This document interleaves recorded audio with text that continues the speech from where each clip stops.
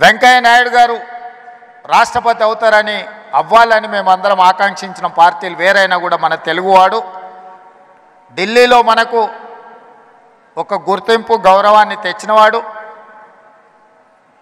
జైపాల్ రెడ్డి గారు వెంకయ్య నాయుడు గారు జంట కౌలు లాంటోళ్ళు. వసంత నాగేశ్వరరావు గారు ఉన్నారు, వారికి జైపాల్ రెడ్డి గారి కుటుంబంతో ఉన్న సంబంధాలు అనుబంధం నేను ప్రత్యేకంగా చెప్పాల్సిన పని లేదు.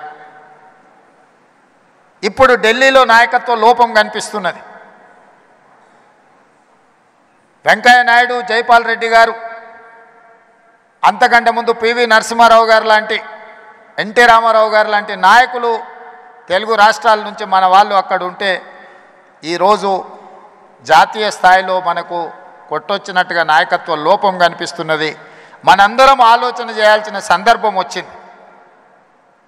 కులానికి ప్రాంతానికి అతీతంగా